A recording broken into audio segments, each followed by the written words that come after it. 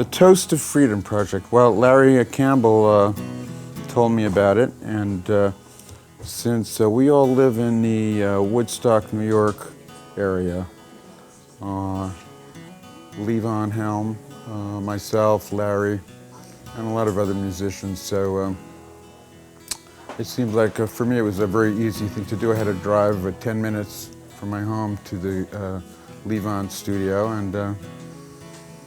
and there we were shown the lead sheet for the tune, which was a nice tune, and we did a few takes, and that was that. It was a lot of fun, actually. Well, it goes without saying at this point that Amnesty is one of the best, if you're going to donate your time, it's one of the best things you can donate your time or money to, because I've been involved with it from a donation angle for a long time, you know, on and off over the years, and because it's, you know, I think it affects people directly. I think it affects people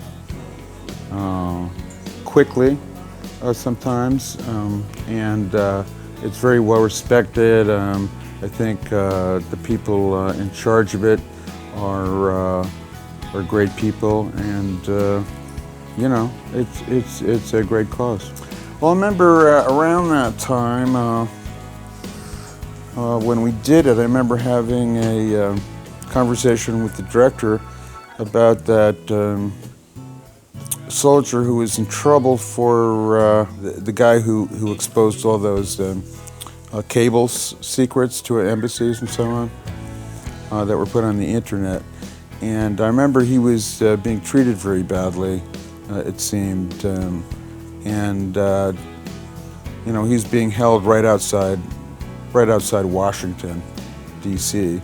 And it seemed like you know, the whole idea of prisoners, you know, if you can't have some standard of treatment for treatment of Americans in the U.S., I mean, how can you possibly expect people around the world and third world countries to be treated well, you know? And I guess that's what we were discussing on that day. All my life, you know, I'm an American, and I grew up at a time when when there was this kind of window of time when even music was very free, and when all kinds of different sorts of music were on the radio. And I think actually the kind of music my partner and I write, probably if it came out now, would never probably see the light of day. And but in the late 60s and early 70s, because of this sort of freedom,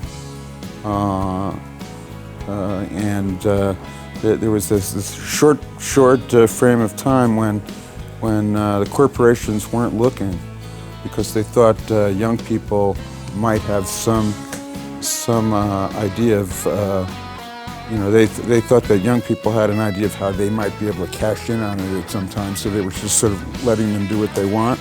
Lasted for a few years, and we kind of snuck in there. So, but the way that it immediately closed up right after, and has been ever since, is kind of, you know, it makes it obvious that you have to keep working at it.